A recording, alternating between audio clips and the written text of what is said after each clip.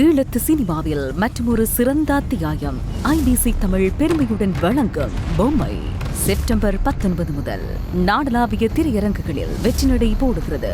காணத் தவறாதீர்கள்.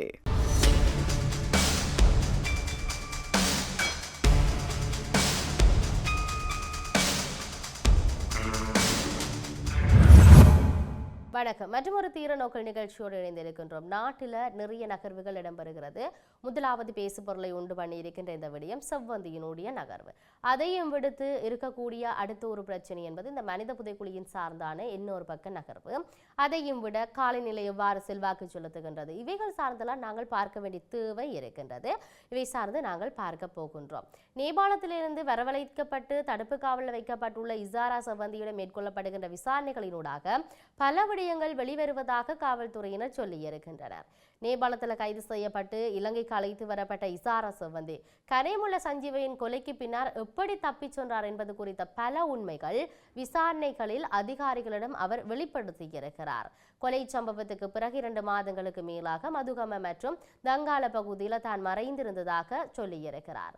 திட்டமற்ற குற்றவாளியாக கனேமுல்ல சஞ்சீவின் கொலையின் முக்கிய சந்தேக நபரான இசாரா செவ்வந்தி இலங்கை காவல்துறை அதிகாரிகள் உள்ளூர் காவல்துறையினருடன் இணைந்து நடத்தப்பட்ட சிறப்பு நடவடிக்கையின் போது சமீபத்தில் அவர் கைது செய்யப்பட்டிருக்கிறார். உதவி காவல் கண்காணிப்பாளர் ரோஹன் உலுகல மற்றும் 4 அதிகாரிகள் சந்தேக நபர்கள் அனைவரையும் இலங்கைக்கு அழைத்து வந்திருக்கின்றார்.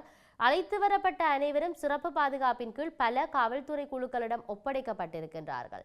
இசாரா செவ்வந்தி, டூப்ளிகேட் இசாரா என்கின்ற தக்ஷி, ஜே.கே. பாய் மற்றும் ஜாழ்ப்பாண சுரேஷ் ஆகியோர் கொழும்பு குற்றப்பிரிவிடம் ஒப்படைக்கப்பட்டிருக்கின்றார். கம்பகா பாபாகலனி பிரிவு குற்றப்புலனாய்வு பணியகத்திடம் ஒப்படைக்கப்பட்டார். அதே நேரத்தில் நுகேகொட பாபி மேற்கு தெற்கு குற்றப்பிரிவிடம் ஒப்படைக்கப்பட்டார். உதவி காவல்துறை கண்காணிப்பாளர் ரோஹன் உலுகல மற்றும் ஹிகான் சில்வா என்ற காவல்துறை அதிகாரி ஆகியோர் அக்டோபர் மாதம் 10ஆம் தேதி தொடர்புடைய நடவடிக்கைக்காக நேபாளம் சென்றிருந்தனர்.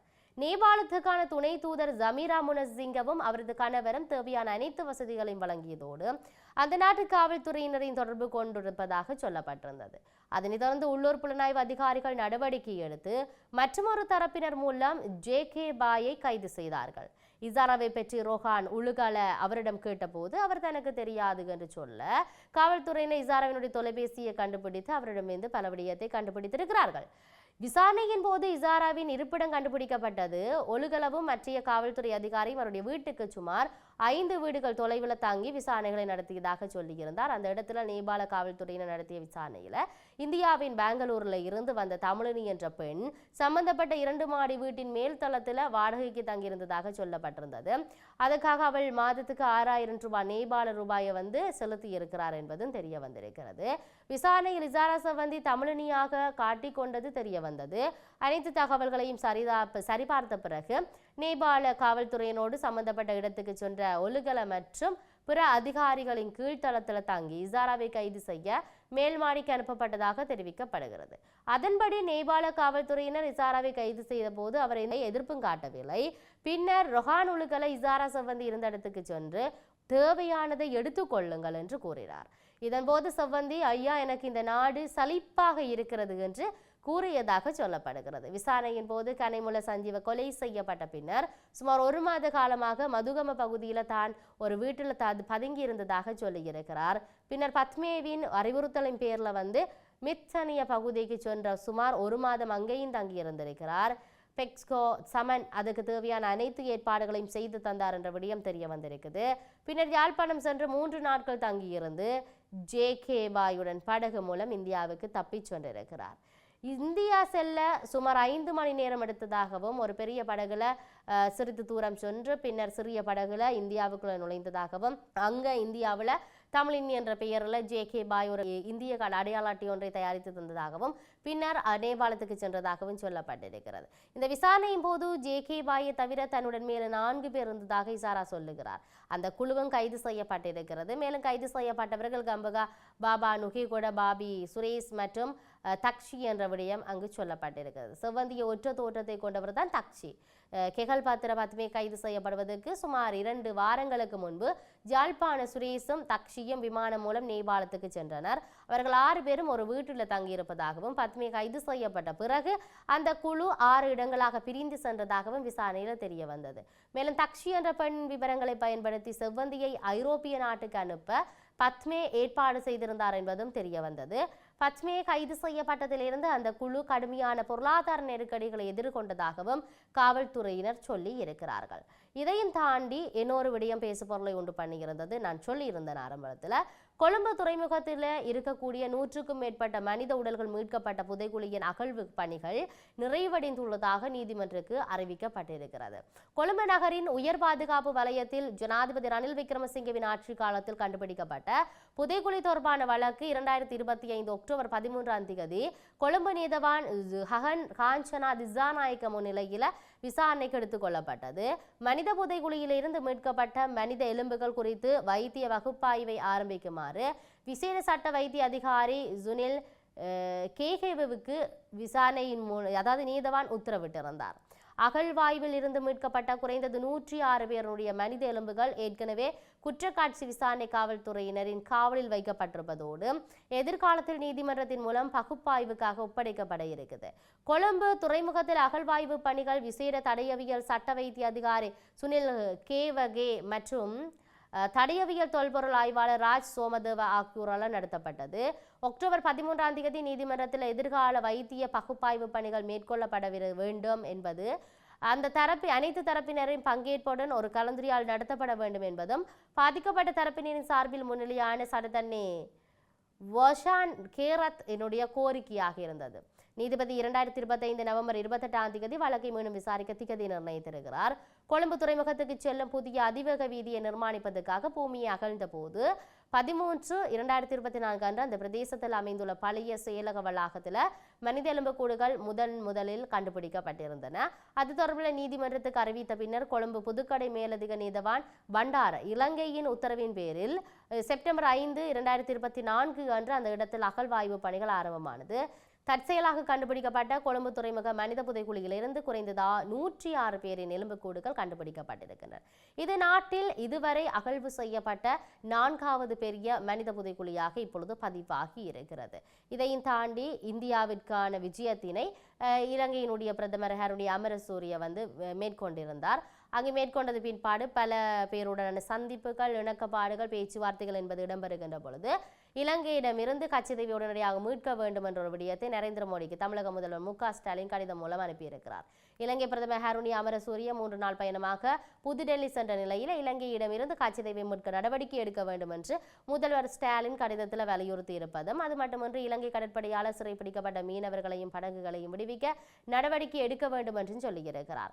இலங்கை கடற்படையால் தொடர்ந்து நடைபெறும் தாக்குதல்கள் மற்றும் துன்புறுத்தல்கள் மற்றும் அச்சுறுத்தல்கள் காரணமாக தமிழக மீனவ சமூகங்கள் தொடர்ந்து துன்பங்களை எதிர்கொள்கின்றன. 2021 முதல் 106 வெவ்வேறு சம்பவங்களில் 1482 மீனவர்களும் 198 மீன்பிடி படகுகளும் சிறைபிடிக்கப்பட்டிருப்பதாகவும் இதனால் மீனவர்கள் பெரும் துயரங்களையும் பொருளாதார இழப்பையும் எதிர்கொண்டிருப்பதாகவும் சொல்லப்படுகிறது. தமிழ்நாட்டு மீனவர்கள் பாரம்பரியமாக இந்தியாவின் ஒரு பகுதியாக இருந்த கச்சத்தீவை சுற்றியுள்ள கடல் பகுதிகளில் மீன்பிடித்து வருகிறார்கள். இந்த தீவு ஒன்றிய அரசால் மாநில அரசில் முறையான ஒப்புதலை பெறாமல் இலங்கைக்கு மாற்றப்பட்டது. இந்த முடிவை 1974 முதல் தமிழ்நாடு சட்டமன்றம் தொடர்ந்து எதிர்த்து வருகிறது. இதன் விளைவாக நமது மீனவர்கள் இப்போது தங்கள் பாரம்பரிய மீன்பிடி தளங்களுக்குள் செல்வதற்கு கட்டுப்பாடுகள் விதிக்கப்படுவதுடன் அத்துமீறி நுழைவதாக கூறி அடிக்கடி துன்புறுத்தப்படுகின்றார்கள். இந்த நிலையில் கச்சத்தீவை மீட்பதற்கு உடனடி நடவடிக்கை மேற்கொள்ளுமாறு பிரதமரிடம் முதலமைச்சர் மு க ஸ்டாலின் வலியுறுத்தி இருந்ததையும் நாங்கள் பார்க்கக்கூடியதாக இருக்கிறது. இதையும் தாண்டி எதிர்வருகின்ற தீபாவளி தினத்தன்று இருக்கக்கூடிய நகர்வுகள் ஏராளமாக இருக்கின்றது. தற்பொழுது அதிகளவிலான சேல்கள் விற்பனையாளர்கள் தங்களுடைய வியாபாரத்தில் ஈடுபடுகின்ற நிலைகள் இருக்கின்ற பொழுது காலநிலையும் அதில் செல்வாக்கு செலுத்துவதை பார்க்கக்கூடியதாக இருக்கிறது. அந்தமான் தீவு பகுதி அருகில் உருவாக இருக்கின்ற அந்த காற்றினுடைய சுழற்சியானது எதிர்வருகின்ற 25, 26, 27, 28ஆம் தேதிகளில் சில சந்தர்ப்பத்தில் அது சூறாவளியாக வலுவடையலாம் என்ற விடயம் எதிர்பார்க்கப்படுகிறது. இது சூறாவளியாக வலுவடையும் சந்தர்ப்பத்தில் இதுக்கு நாட்டில் பரிந்துரைக்கப்பட்ட மொன்சா என்ற பெயர் அதுக்கு வழங்கப்படும் என்றும் சொல்லியிருந்தார்கள். இது வட தமிழ்நாட்டுக்கும் தெற்கு ஆந்திராவின் பிரதேசத்துக்கும் இடையில ஊடறுத்து செல்லும் என்று எதிர்பார்க்கப்படுகிறது. இதேவேளை இது நகர்ந்து செல்லலாம் என்று எதிர்பார்க்கப்படுகின்ற பாதையானது நமது பிரதேசத்தில் இருந்து சற்று தூரமாக காணப்படுவதால் இந்த சூறாவளியினுடைய காற்று தாக்கங்கள் எதுவும் இருக்காது என்ற விடயம் சொல்லப்பட்டிருக்கின்றது. சரி, இது இருக்க கொழும்புல இன்று முதல் எதிர்வருகின்ற 18ஆம் தேதி வரை அவசர பேரிடர் நிலைக்கு அறிவிக்கப்பட்டிருக்கிறது.